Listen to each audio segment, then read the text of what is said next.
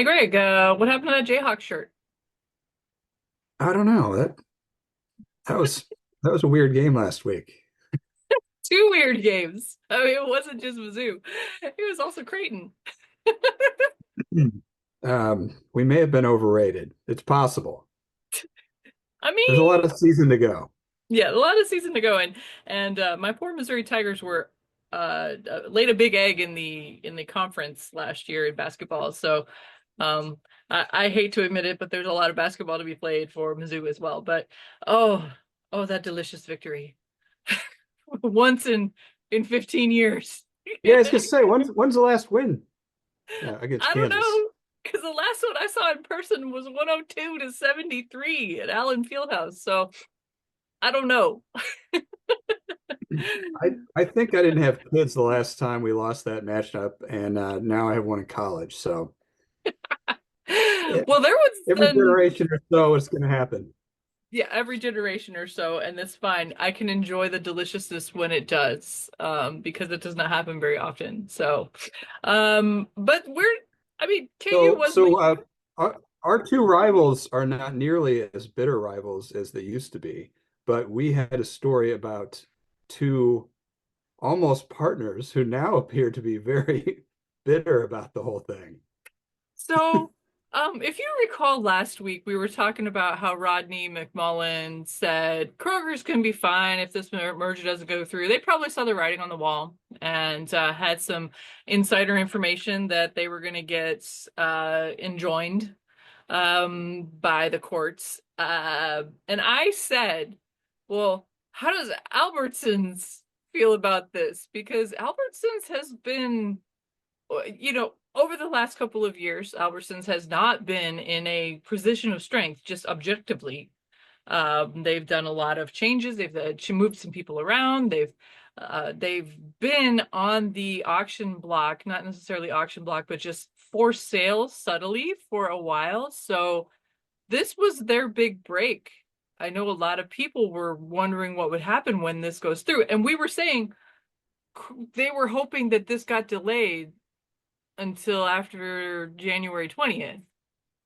Um, and then it just when we get the ruling, all of it falls into place. The location of the challenges, right? The location of the challenges, Pacific Northwest. And there was one key thing in there. When Albertsons I was looking at the rulings from the different judges. So we had a preliminary injunction granted in Oregon. And then a permanent injunction granted in Seattle through their court system. But when I was reading the ruling from the Seattle judge, they were talking about how Kroger and Albertsons command so much of the grocery market in Washington state. And the scope, because we had said for the longest time, oh, Walmart is a bigger grocer than Kroger and Albertsons together. They're going to continue to be a bigger grocer. Do you know how many Walmarts there are in Washington state? That doesn't seem to be much of a Walmart state. No, there's 66. Compared to hundreds of Kroger and Albertsons locations. So I think it was like 300 of them in the Seattle, Tacoma, Bellingham area alone. So that seems like, of course, the FTC was crafty in choosing its locations for its challenges because Portland, I mean, in Oregon is a similar situation. It is not a Walmart state at all. Most of them would be concentrated on the eastern side of the state. So this was set up for failure for the merger. Um, and it was strategic, of course. So, wow, Kroger had share buybacks, all this other stuff. They responded out. So here's just to keep talking about this. Albertsons, there was an automatic financial implications for canceling the merger. Albertsons was entitled to, just as part of the agreement, if it fell through, it would get what, $600 million or something like that. Yeah, $600 million termination fee. But they filed a lawsuit immediately saying that's not enough for the financial harm that this has caused our company. So they're going after more than 600 million out of Kroger. And Kroger responded with a release of its own.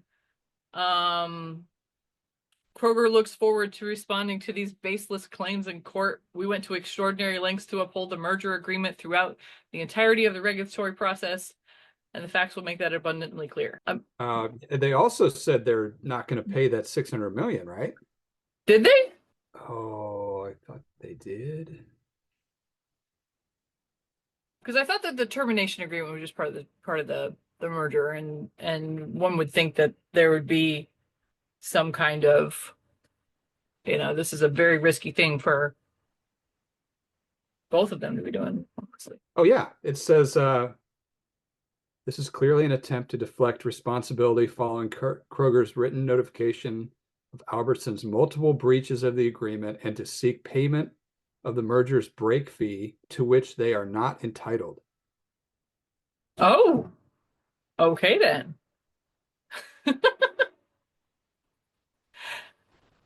It's not just harsh words. It's well, it preceded by a lot of harsh words, but they're Yeah. both saying the other one breached the contract. Yeah. I mean, when Kroger said when the merger had the permanent injunction, they said in court that it's effectively over. We're done. We're not going to keep pushing this. And Albertsons didn't respond to that until the next day when they issued a press release canceling the merger. So I mean, it's not over. There's still popcorn to be had, watching these things. So I thought it was interesting though, but for me, that whole thing of Kroger will be fine, but will Albertsons be fine? I don't know. Is a bankruptcy on the horizon? Is a sale of parts of the grocer? Because they merged with Safeway not that long ago, and we are still seeing some of the Safeway Albertsons like merging stuff that is still going on. They did a whole lot of stuff to their buying offices and moving people around. Yeah, this isn't over. The merger is over, but the fight has just begun, it seems. So, Yeah, and if you're a struggling retailer, a bunch of legal fees isn't going to help your situation. no, and because none of these lawyers in all of these different states, they had we were talking. They had some in Colorado. They had some stuff in the Midwest going on. They had the two primary court cases that were being investigated or the were in front of judges were in Washington and Oregon. But this was all over. I'm sure they had a bunch of people in DC trying to work the legal and legislative angle of that with the FTC. So yeah, it's messy. It's getting messier, and we'll have to keep watching that. We also had a press release too that I thought was interesting. The Arkansas governor is reaching ahead, looking toward the new administration to make changes to SNAP to remove junk food from SNAP. And it's not just a okay, please make changes to SNAP. They're ready to take action. They're pursuing a waiver from the U.S. Department of Agriculture, Food and Nutrition Service that would support fresh fruits, vegetables, eggs, and protein and prohibit SNAP for junk food. Um, that's pretty bold words. Yeah, the governor says nearly 23% of SNAP purchases fall under soda and healthy snacks, candy and desserts. And we have heard the nominated HHS, Robert F. Kennedy Jr. has talked a lot about health and the the problems in our food system. Everyone knows we have a massive obesity problem in our country, and a lot of it has to do with the food that we eat because other countries don't have this issue that we have. So, for decades, we've been seeing the rates rise and no one's done anything about it. I mean, produce has made minimal gains in government feeding programs and USDA and the Farm Bill, but nothing that would actually shift the tide. Something like this absolutely would shift the tide. And it is a dangerous point to be in the middle of as the produce industry because it probably would be good for the produce industry because people would still have access to the same amount of money in SNAP.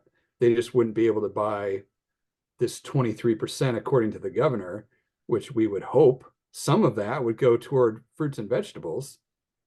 Um, but we know retailers don't never like this kind of talk No. because they fear that 23% is going away. It's not going to be redistributed to other food groups, and they rely heavily on SNAP purchases. And they've relied the industry and public-private partnerships and like the White House Food, Nutrition, and Health, whatever that was, has supported programs like Double Up Food Bucks, where it is an incentive to use your SNAP money on fruits and vegetables and so-called healthy foods. Um, so-called healthy foods. I mean, they are healthy foods. But they have gone that route for the longest time, doing incentives. I strongly suspect because there are strong lobbies on behalf of, grocery retail. The manufacturers associations don't want to see the money of their clients going toward something else or prohibited.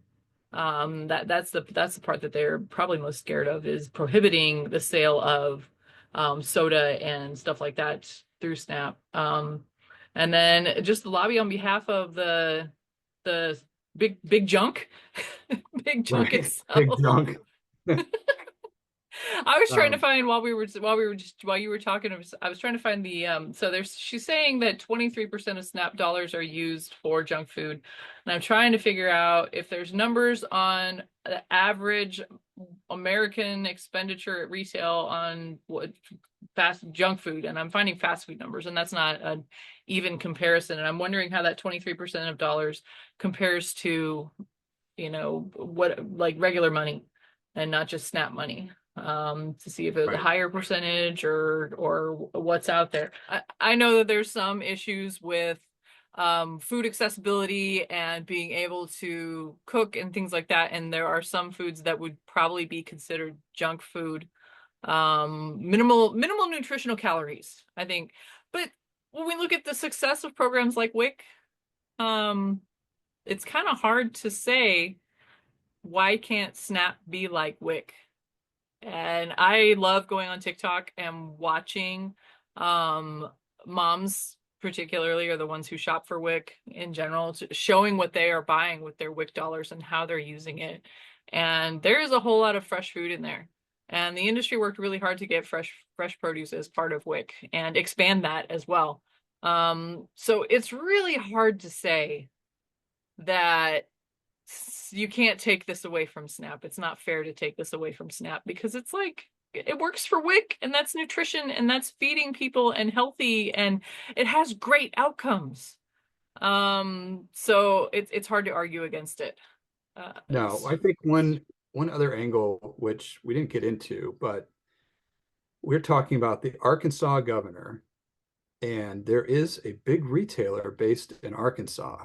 And I would suspect that this governor is not putting this out there without first putting some feelers out to Walmart and saying, hey, what if we propose this? Um, I would guess if Walmart said, no, you're not doing that, then she wouldn't have done that. I mean, it's possible, but I mean, it seems like there's been a lot of very strongly worded things being thrown around lately of this is what we should do. You mentioned RFK earlier. I mean, he's got some strong opinions about Diet Coke that I have a feeling that the Yeah, Diet yeah, Coke they're funny. people are gonna. It would be cool if Arkansas gets their way and is able to make substantive changes to their state program, because then instead of being theoretical on what would happen if we did this, we would be able to see a state doing it, and then we would be able to see how the numbers changed. Yeah, I And mean, if it did work, it's just like a case study. It would mhm, be fantastic. So we could see if it fails, like, all right, well, that didn't work.